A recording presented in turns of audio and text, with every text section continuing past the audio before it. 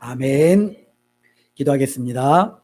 하나님 감사합니다. 이 시간도 우리들의 찬양을 하나님이 기뻐 받으셨을 줄로 믿습니다.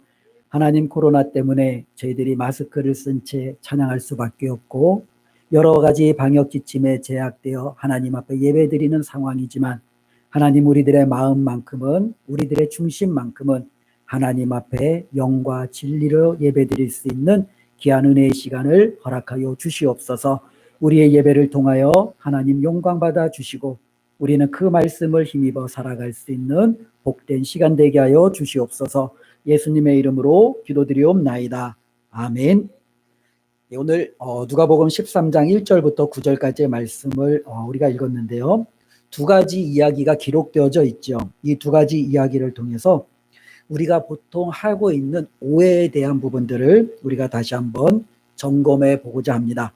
특별히 예수님께서 이 무리들에게 이 비유를 통해서, 또 이야기를 통해서 행하시는 이 말씀은요, 어떻게 보면 유대인들이 주 대상이었죠.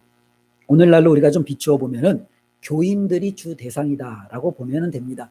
유대인이 누구입니까? 하나님의 자녀고 하나님 앞에 제사 드리는 자들이고 율법을 가진 자들이고 하나님의 뜻을 알고 있다라고 믿고 그렇게 살아가는 사람들입니다.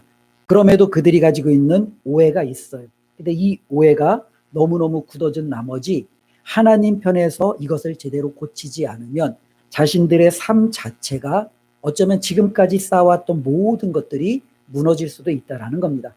특별히 우리 믿음을 가진 우리 교인들도 마찬가지입니다. 하나님의 자녀로, 때로는 하나님의 말씀을 우리가 가진 자로, 우리가 성경에 대해, 하나님에 대해 잘못된 이해를 가지고 신앙생활을 하면 그 잘못된 그 이해 때문에 나에게도 손해가 될 뿐만 아니라 다른 사람에게도 상처가 되고 결국에는 하나님의 뜻을 이루지 못하는 그와 같은 악순환에 빠질 수 있다라는 겁니다.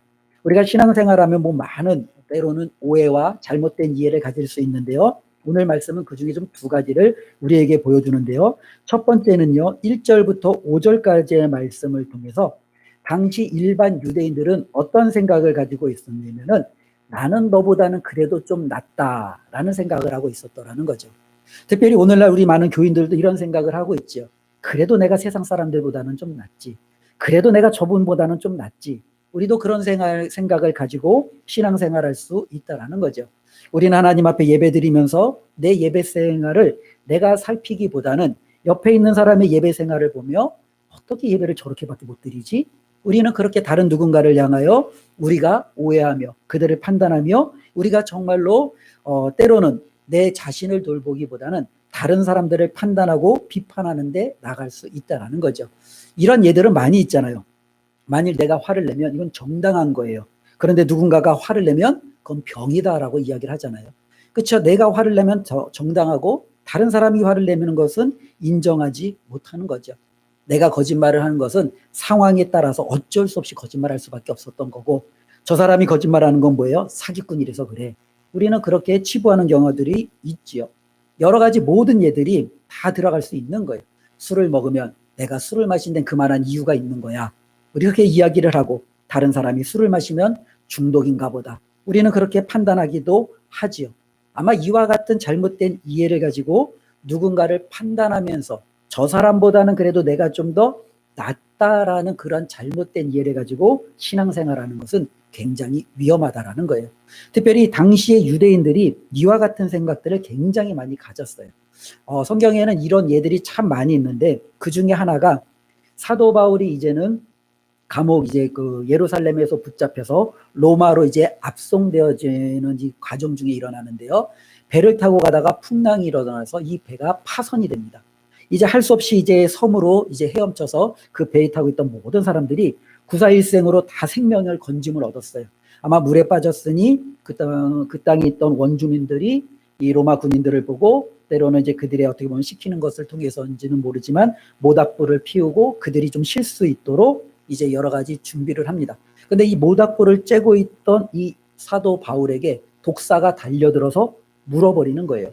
그때 원주민들이 무슨 생각을 하냐면, 저 사람은 정말로 악한 죄인인가 보다. 누군가를 죽였나 보다. 그러니 신이 노해서 바다에서는 살아 돌아왔을지 모르지만 정의의 신이 저를 그냥 내버려 두지 않는구나. 저는 이제 죽겠구나, 이런 생각을 하고 있는 것을 표현하고 있습니다. 어쩌면 세상 사람들도 그런 거예요. 누군가에게 좋지 않은 일, 끔찍한 일, 어려운 일이 닥치면 저거 하나님의 심판 아닐까?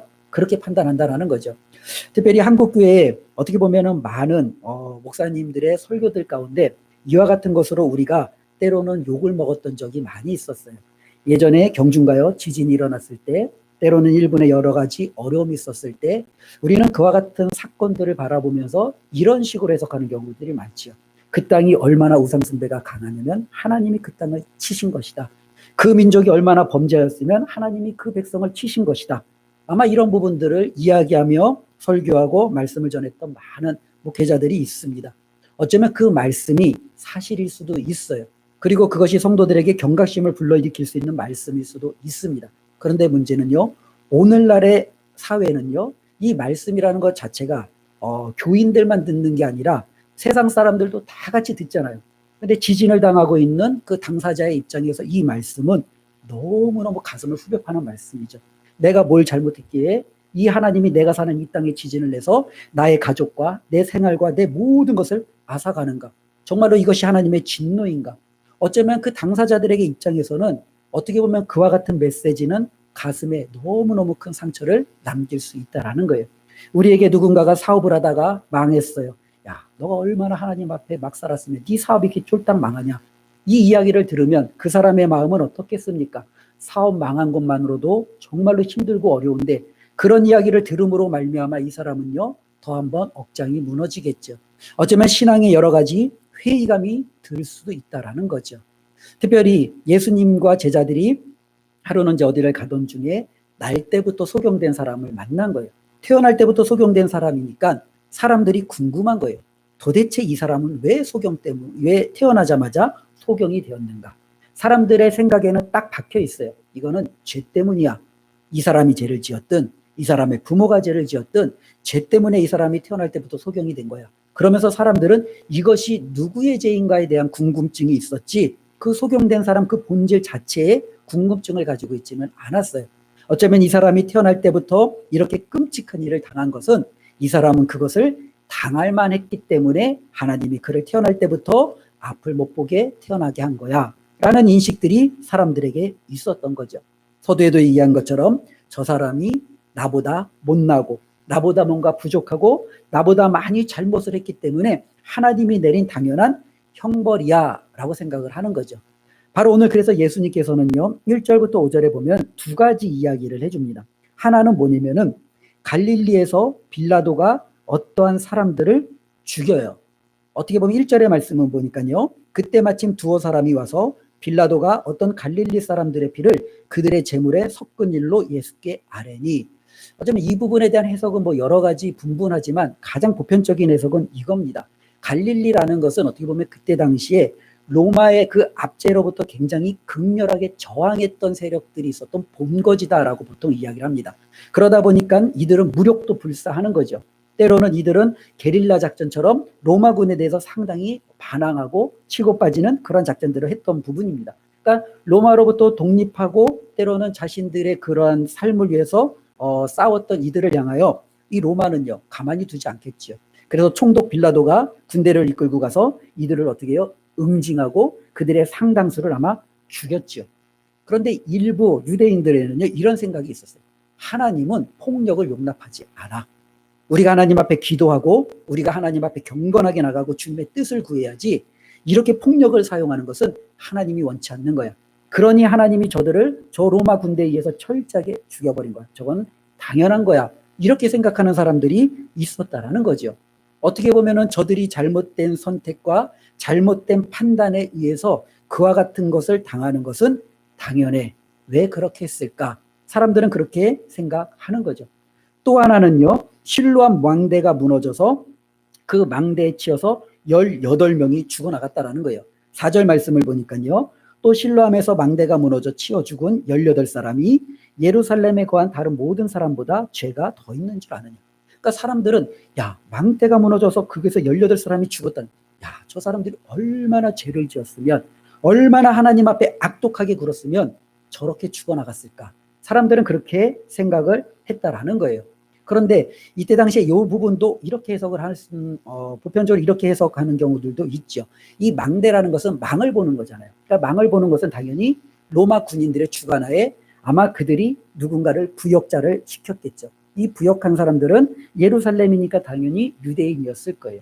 이 유대인들은 로마 군인들에 의해서 마지못해 부역을 하는 거죠. 그러나 유대인들의 입장에서는 이것이 너무 못마땅한 거예요. 아무리 권력과 힘에 의해서도 로마 군인들의 그 일을, 그 부역을 감당하는 것은 당연히 죄고 그것은 해서는 안 된다라는 판단을 한 거죠. 때마침 망대가 무너져서 그 모두 부역을 하던 18명이 깔려 죽은 거예요. 거봐, 하나님 앞에 반역하고 하나님의 뜻대로 살지 않으니 당연히 이렇게 망하는 것은 틀림없는 사실이야 라고 사람들은 생각했다라는 거죠. 많은 사람들이 신앙생활할 때 나에게 닥치는 환난과 다른 사람들에게 닥치는 어려움과 때로는 그 끔찍한 일들을 별개의 문제로 보며 해석하는 경우들이 있다라는 겁니다. 너가 그것을 당하는 걸 보면 당할 만이니까 했겠지. 하나님이 너가 정말로 뭔가 말씀하시고자 하는 치는 것이 있으니까 너에게 그런 끔찍한 일을 허락하셨겠지. 그러면서 다른 누군가에게 우리는 책임을 전가하는 것을 보게 됩니다. 그런데 우리 주님께서는요, 뭐라고 이야기합니까? 2절과 또 특별히 이제는 그 4절에 말씀하신 것처럼 우리 주님은 이렇게 이야기합니다. 너희는 이 갈릴리 사람들이 이같이 해받음으로 다른 모든 갈릴리 사람보다 죄가 더 있는 줄 아느냐. 무슨 이야기예요? 갈릴리에서 빌라도 총독에 의해서 죽임을 당했던 이 사람들이 다른 사람들보다 더 죄가 있으니까 죽임을 당했겠느냐? 주님이 반문하잖아요. 그 반문에 대한 답은 당연히 그렇지 않다라는 것을 전제로 깔려 있는 거죠. 또 한편으로 주님은 이렇게 다시 물어보잖아요.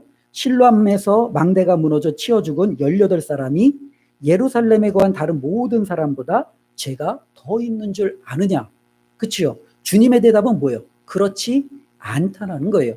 이와 같이 끔찍한 일들이 있을 때 우리는 이 끔찍한 일들을 바라보면서 다른 사람을 판단하고 다른 사람들을 정죄하고 다른 사람들에 대해서 잘못을 들추어내는 그와 같은 뭐랄까요? 이야기거리로 끄집어내라는 게 아니라 우리 주님은 이와 같은 끔찍한 일들이 있을 때 뭐라고 이야기하냐면 5절 말씀에요.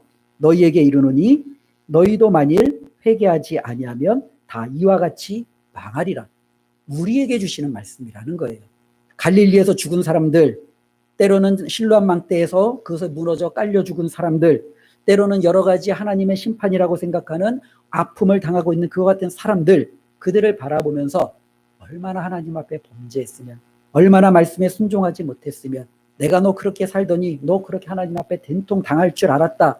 이와 같은 개념이 아니라 그와 같은 아픔을 바라볼 때 나도 하나님 앞에 나의 잘못을 인정하고 회개하지 않으면, 돌이키지 않으면 나 역시도 하나님 앞에 혼날 수 있구나. 나 역시도 하나님의 책망을 받을 수 있구나.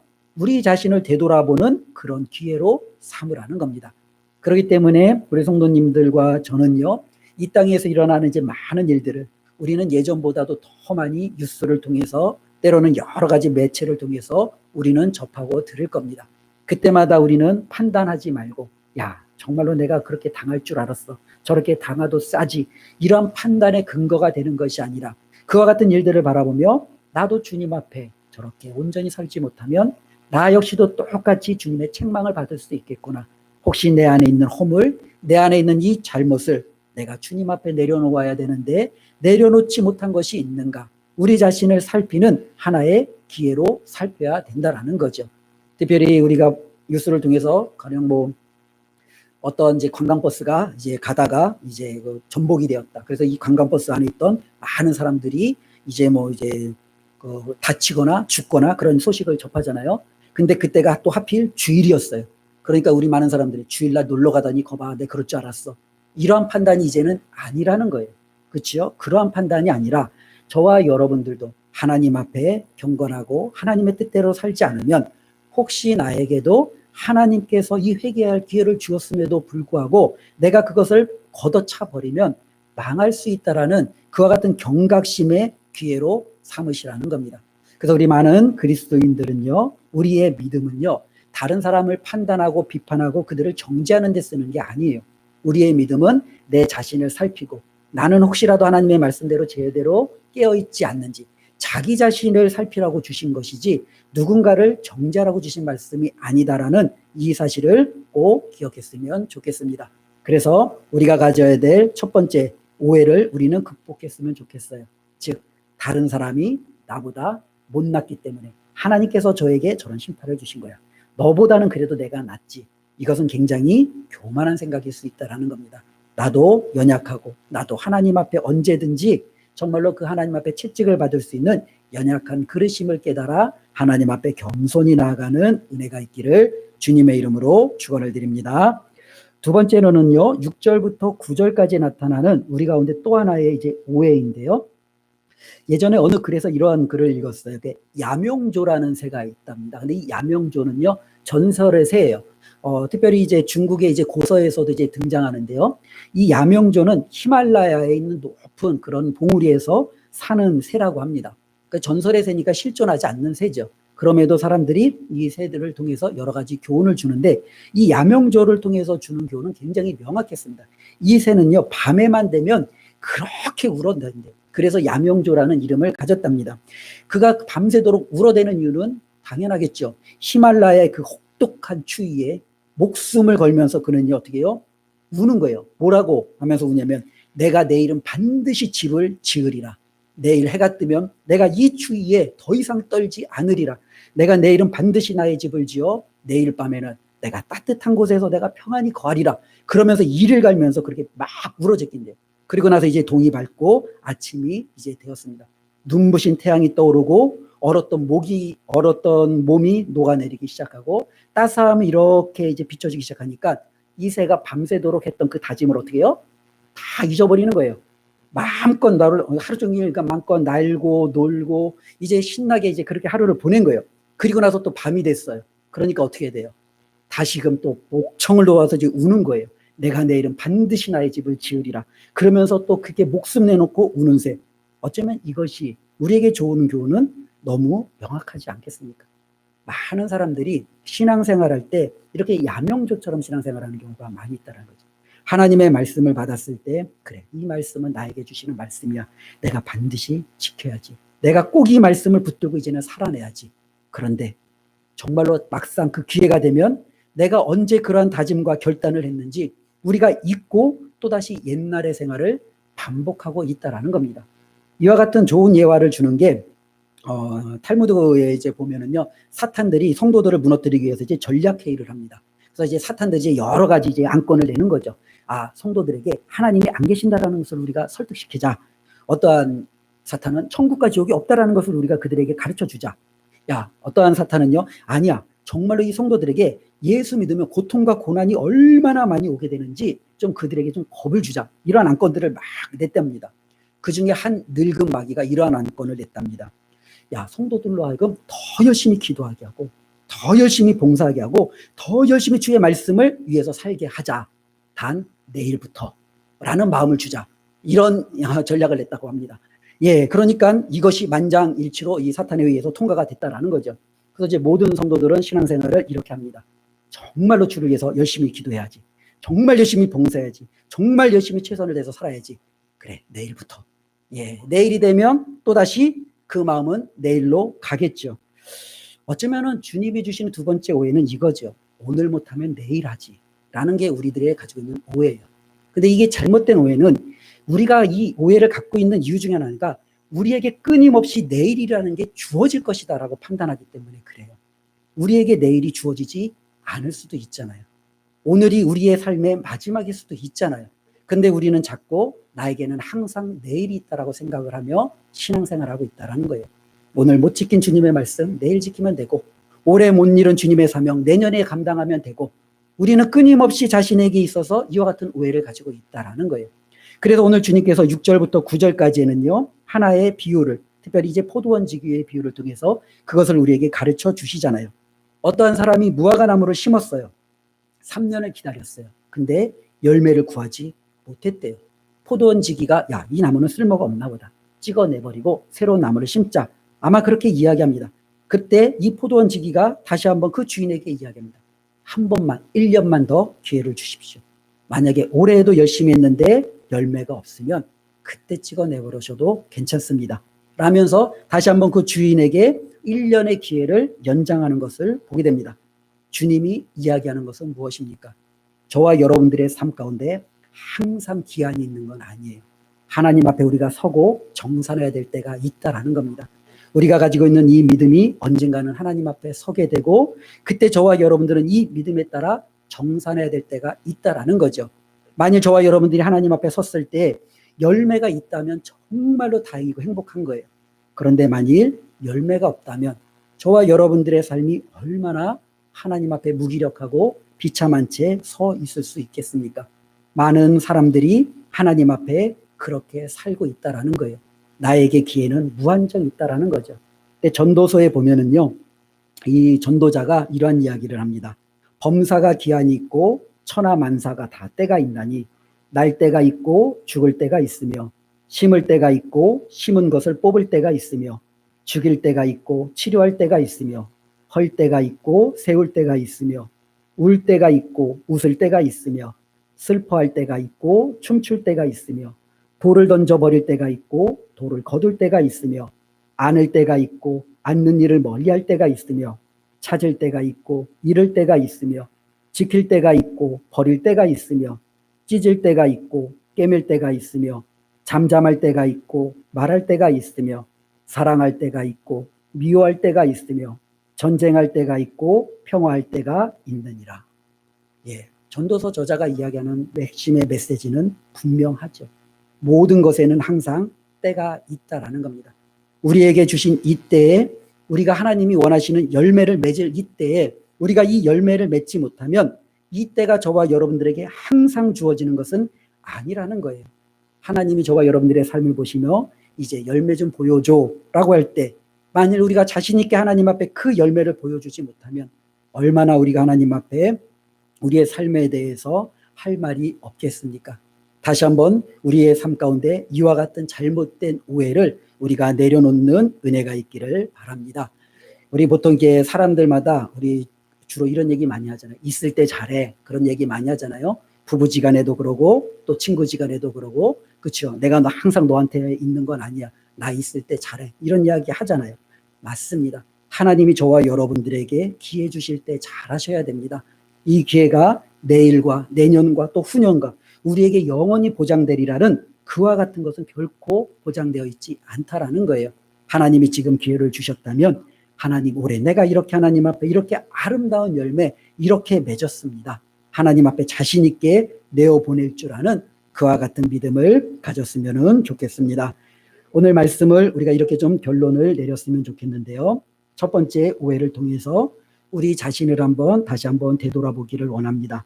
우리가 살아갈 때 특별히 그리스도인들은요. 다른 사람들을 판단하고 비판하는 일에 상당히 주의를 요하셔야 합니다. 왜냐하면 우리가 그들보다 더 많은 지식과 더 많은 신령한 것들을 가졌기 때문에 나도 모르게 누군가를 판단하는데 앞장설 수 있다라는 거죠.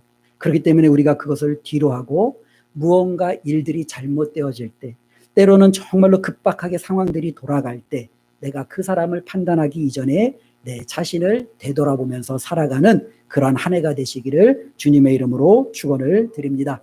그리고 2021년도 시작한 지 벌써 이제 2월 달이잖아요. 아직 우리에게는 11개월이 남았는데 야 이미 1월 달 다 지나갔고 그래 올해도 내가 또 이렇게 그냥 엄벙덤벙 지나가나 보다. 올해 못한 거 코로나 끝나면 내년에 그냥 내가 배로 해야지 이러한 생각을 우리가 이제 다 뒤로 하고 하나님께서 우리에게 주신 2021년이라는 이 기회에 저와 여러분들이 최선을 다해서 열매를 맺으시기를 바랍니다. 우리 안에 혹시라도 게으름이 있다면 회개하고 하나님이 주신 것에 대해서 우리들이 정말로 관심을 갖지 못했다면 다시 한번 그 기회에 대해서 관심을 갖고 앞장서서 멋지게 신앙생활하는 우리 은강의 모든 가족들 되시기를 주님의 이름으로 축원드립니다. 기도하겠습니다.